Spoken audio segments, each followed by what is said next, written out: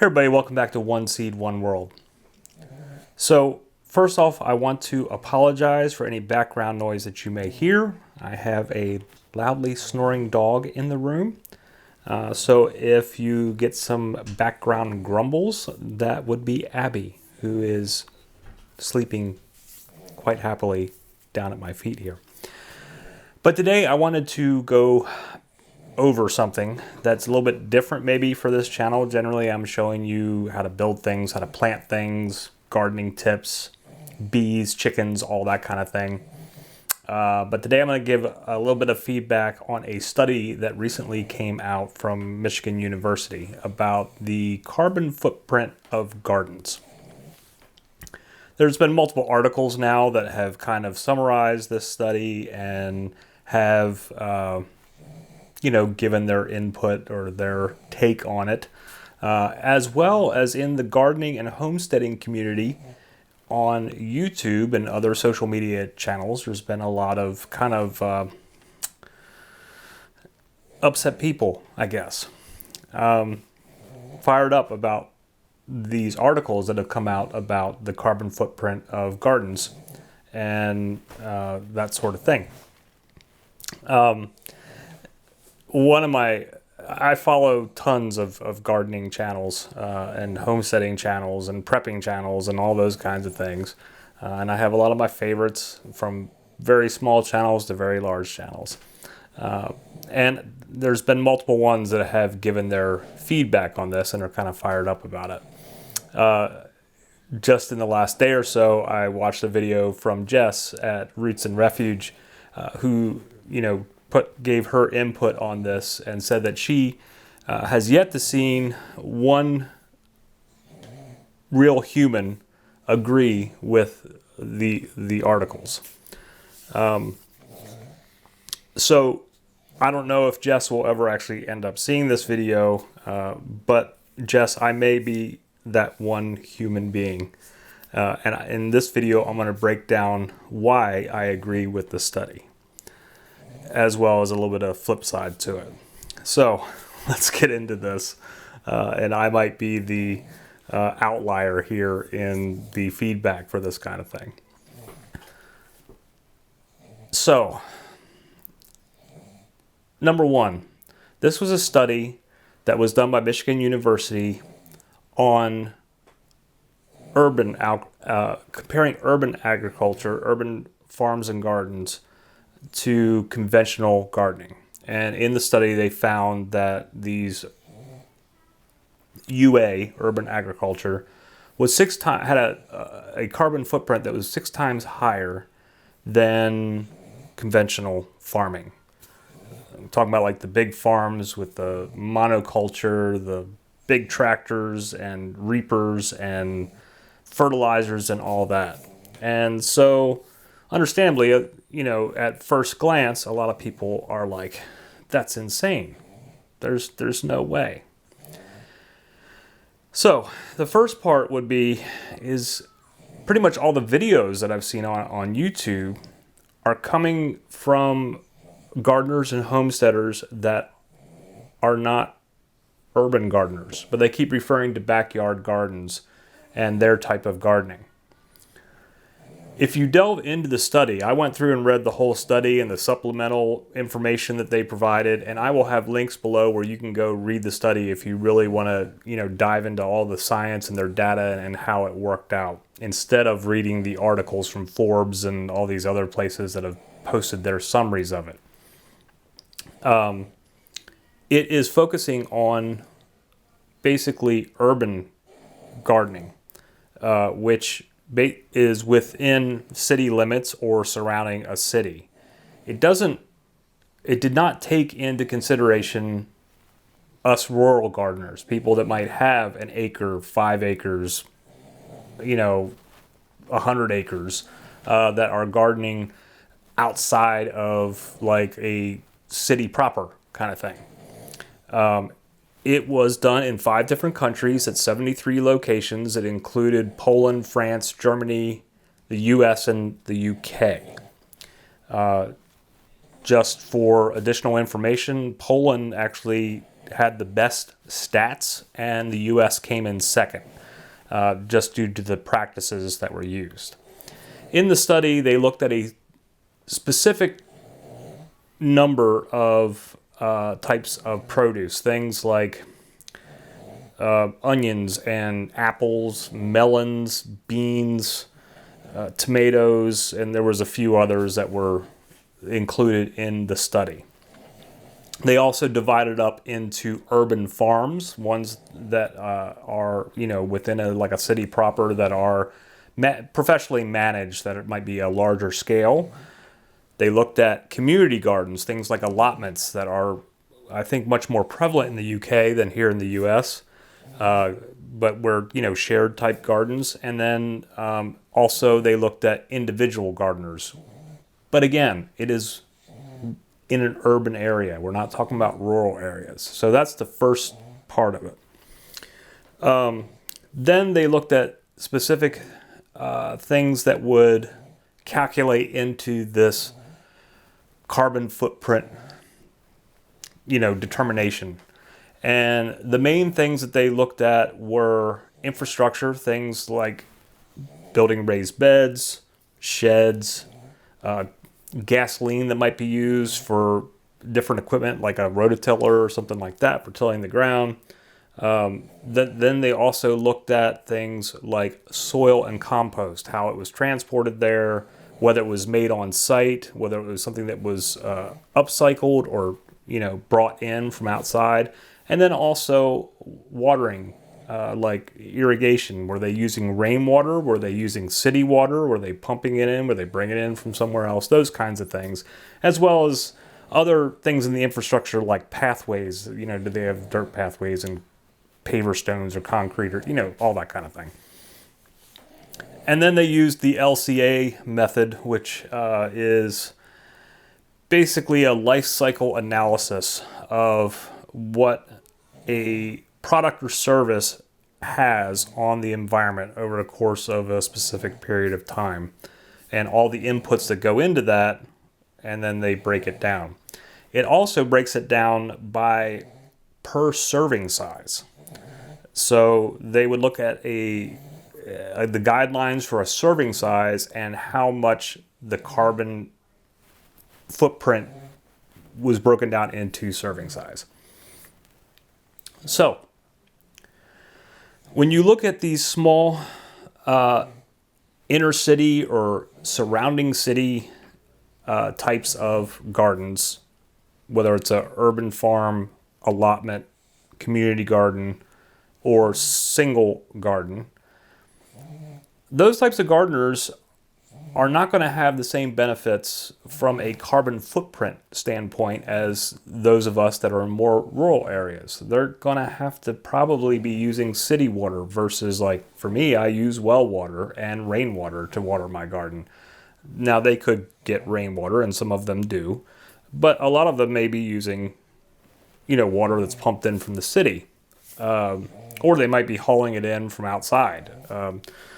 They also might have less ability to upcycle certain things. Like, we can say, the barn down the street's is being torn down, so I'm gonna go see if I can get some of that wood off that barn they're tearing down that I can then build a raised bed with. And so you got this 50-year-old barn, you're taking the old wood, you're rebuilding a bed.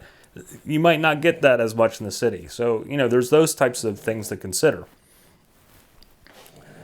And these are all the different types of data sets that they're looking at, how the different gardens are set up. And so if you're looking at a raised bed in a city that was built and how long that raised bed might be used, a lot of times in cities, because of development issues and, or not even issues, but because of, constant development in a city, a lot of those gardens in a city, even in community garden, might be temporary. They might only be able to use a specific area for a certain amount of time, and then, some developer comes in and says, hey, we're taking this and we're going to build a condo here.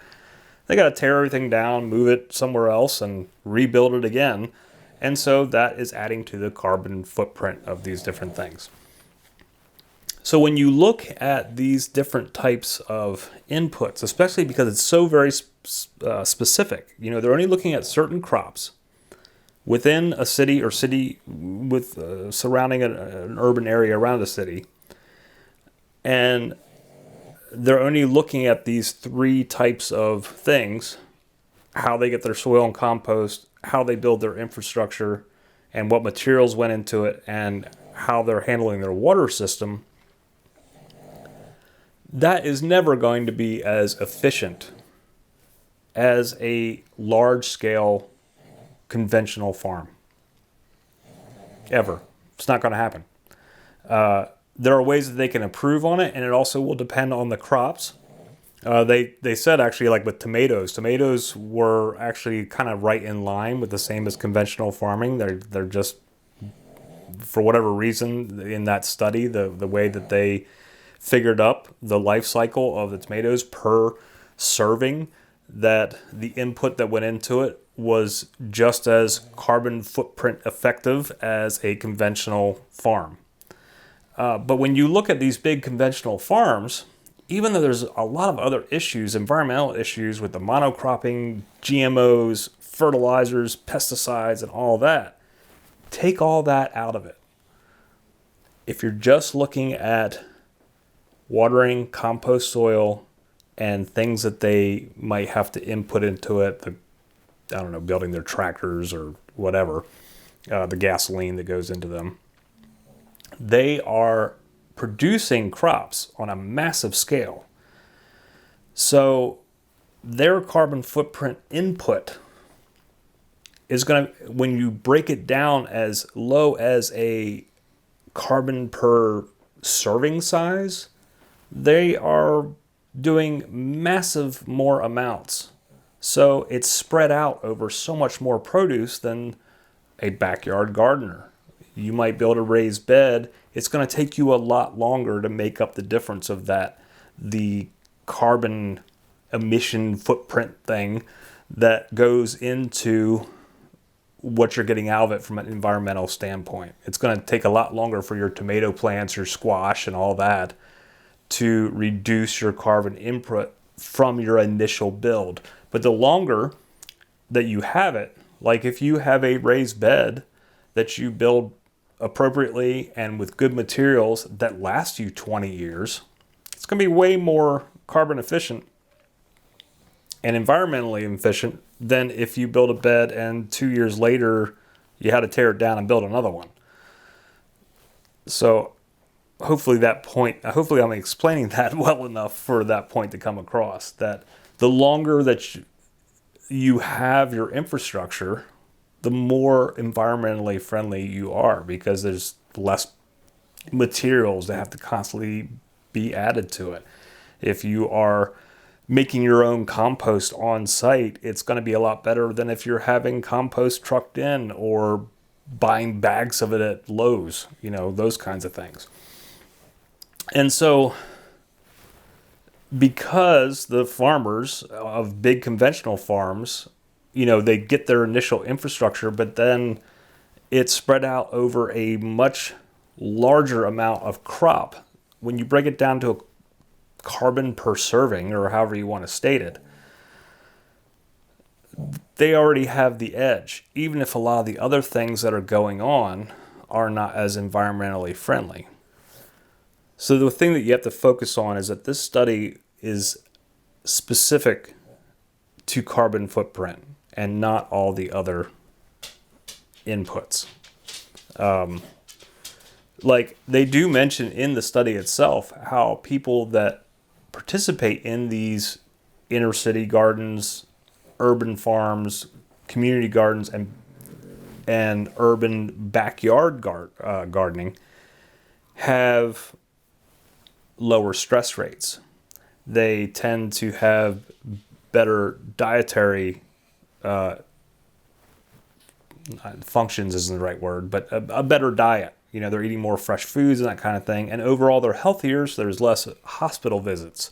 They're less stressed out. They're more relaxed. And they do mention that in the study, but that's not figured into just the hardcore data.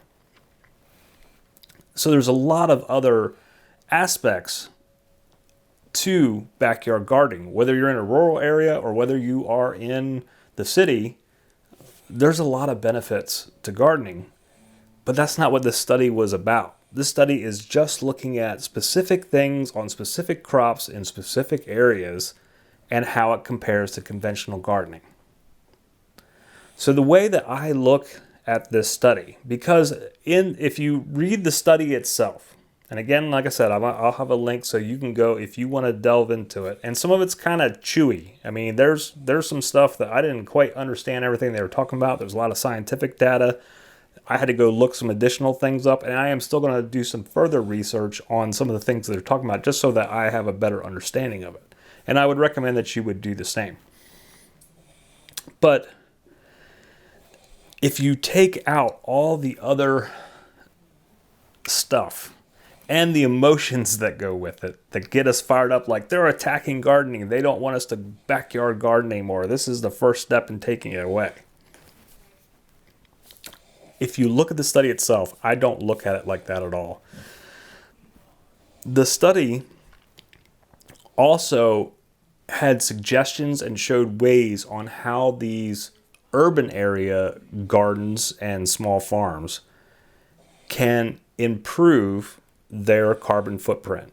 And like, this is areas that they aren't being as efficient. And this is an area that they're failing at. And here's how they can make it better and make them be able to have their carbon footprint be matched up with what a conventional farm would do, or even be better than that. And again, it depends on the crops and all that kind of stuff. But overall, if you read the study itself, it's just breaking it down to these specific items and where they can improve on it. And it's really kind of specific to urban areas, not to rural areas. This is just on how urban areas can improve their carbon footprint when they're doing these types of gardening functions. And it's only from the LCA, the life cycle analysis of the carbon footprint itself. Take all that other stuff out. You have to take all that stuff out when you're looking at this. And so that's why I agree with the study. Additionally, this is not new information. And I will show you here, and I'll put a link below. There's an article about this back in 2009 about how backyard gardens aren't as efficient from a carbon footprint standpoint. So it's not like this is brand new. It's just that this study was much more extensive, considering that it was 73 locations in 5 different countries. So it's kind of pinpointing more of the areas to help us, or help people in those areas do better. It's not about demonizing gardening. It's not about that backyard gardening is bad. It's like, look, this is an area we're not doing so good in. This is where we can improve at. And here's some actual data to show you. That's what I got out of the study. And I think that the study is a good thing, and they need more of them to show where gardens can improve. And maybe they could extend it into rural areas to see where there's areas that we are failing in and can improve on them as well. On the flip side, here's where the issue comes in. It's not the study itself, it's the articles that come out after it that focus on the negative. Because all the headlines for the different articles are like backyard garden, or actually I don't even think any of them say backyard. They say urban gardens are 6 times worse than conventional farms for the carbon footprint, or something along those lines. Large majority of people are going to see that headline and be like, look at this, why should I even bother gardening? Maybe. But at the very least, that negative type of headline and their basic summary, which doesn't go into a lot of these details, they kind of focus still on the negative for the most part, gets people fired up. What's that do? Gets them more clicks, gets them more eyes on their thing. It makes them more ad revenue because more people are on it. And then a lot of us in the YouTube gardening community, homesteading community, and this is a generalization, so if I am wrong, and I'm not speaking about anybody in particular or anything, but how many of us that are making YouTube videos are basing the YouTube video off of the article or a article or several articles that you might have read instead of the study itself? And if you only base it off the articles with that negative twist and don't dive into the details of the study, are you really giving it a fair shake?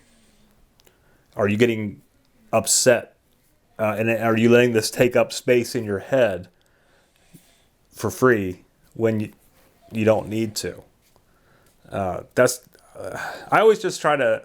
I kind of get into the numbers of things, and I get upset often, whether it's a political thing, religious thing, random garden things, where there's some random article or headline that causes a lot of people to get angry and start, really fighting about it, or, but we don't go in and dive deeper. And I'm just one that's like, all right, I see your summary, I see the headline, but I want to know details. I want to know the numbers. Show me the data. I'm always about, show me the data. I want to see the statistics. What's real? Let me give you a little hypothetical story. We're going to talk about a fake place, an imaginary fantasy land called Cilantria. Cilantria is a small province. There's only like 97 people that live there. Their chief crop is cilantro. No, I'm sorry, there's 98 people that live there. Their chief crop is cilantro. Cilantro they import, export, or, they love cilantro there. They grow cilantro, everybody eats cilantro. Most of them. There's like one guy, we'll call him Jay. Jay, he doesn't like cilantro. But, him and the wife moved there, and his wife's a big cilantro fan. He doesn't care about it. He's more of a parsley guy. But, he's okay with living there because it's a nice, like, little province to live in. So, the majority of all the people love the cilantro.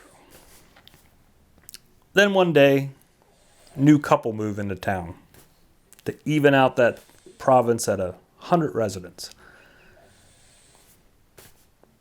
Bob and Karen move in. Neither of them like cilantro. They didn't come there for the cilantro. They kind of hate cilantro. But it's a nice province to live in. Beautiful scenery. People were nice. So, they're okay. They don't have to eat the cilantro. They can eat other herbs instead. So they're okay with that. So shortly after Bob and Karen move in,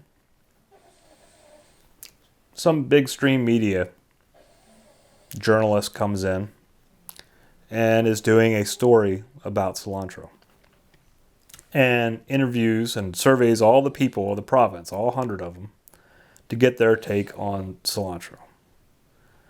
And he's also done some research about the past, where they've done past surveys and stuff about it. So he knew that there was like one person that lived there that didn't like cilantro previously.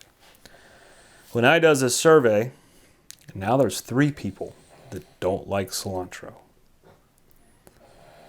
So the journalist writes up this story that people who hate cilantro in Cilantria has increased by 200% in the last year. Now everybody in Cilantria read the story, they're all upset. They're so angry. And they're getting scared. Well, at this rate, nobody's going to like cilantro within 5 years, or nobody's going to like cilantro within 5 years. Everybody's going to hate it. And we're just, kids today and the cilantro, and they don't care about what we grew up with, the cilantro, and it's going to be the end of the world. Because that anger and that negative headline, that it grew by 200%, that now it's going to be the end of cilantro as we know it. But if the journalists had gone and said 97% of the people that live in cilantro love cilantro, it's a positive story. Nobody would read it. They wouldn't care. They wouldn't get fired up about it. Because only 3 people out of 100 don't like cilantro. No big deal. But that doesn't sell stories. So, when you have these articles that come out about the carbon footprint and the comparison between conventional farming and urban gardens and farms, they put the negative spin on it. And that's where I have the problem with it. Because the general population isn't going to dig deeper and find out what the details are. And I'm not saying that this makes me special because I dug into this story, because there's plenty of other headlines that I've gotten angry about. But, in some cases, I just really don't care enough about the subject to go and do further research. I'll just be angry about it. But gardening is a passion of mine, and it's a passion of, if you are here and you've made it this far in the video, it's something that's important to you. And so I just wanted to point out that the study in itself is not a demonization of backyard gardens as a whole. It looks at urban gardens, shows areas that they are maybe failing in or not being as efficient, and how that it shows areas where they have room to improve, to make their carbon footprint better. And even the carbon footprint thing, that's a whole nother, this has kind of been, over the last couple of decades, has been ingrained in us about we need to shrink our carbon footprint and you need to do better, and, but it's a buzzword. Every single plant that we're growing needs that carbon to survive. And I'm not saying that we should not do better at taking care of the earth and do better at being good stewards of our gardens and of our communities and of our planet. But sometimes I think the carbon footprint thing gets blown out of proportion as a fear thing, because it's the fear and the anger that drives how we behave, how money's spent. I don't know. I don't want to get into all that. I'm just saying that if it's something that's really making you mad, delve a little deeper. Find out all the details. Don't, just because there's a 200% growth in people that hate cilantro, look at the flip side. What does that 200% really mean? If there is a article that comes out that says the carbon footprint of urban gardens is 6 times higher than conventional gardens, look into the actual study. Don't go by the articles.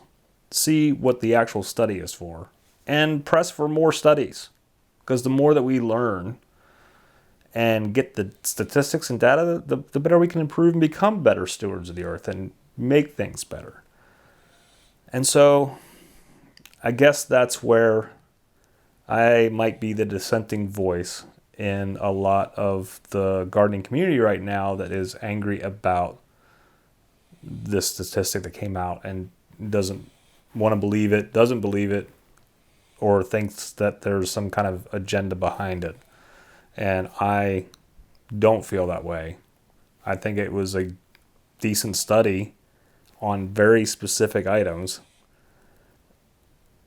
and a very specific data set that can allow urban and city farmers and gardeners to improve their processes.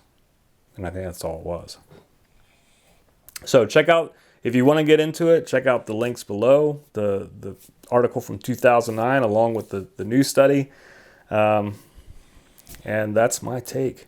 So I guess I am that one human who might be of a different opinion. That's all I got to say. But if you made it this far, thanks for hanging out with me again today and listening to my opinion. And if you haven't already, please subscribe to my channel. And because this is not the normal thing I do, we'll be doing a lot of planting stuff here soon. Because this garden is going to continue. But whatever's going on in your neck of the woods, I hope it's working out fantastic for you. We will see you again soon. Namaste.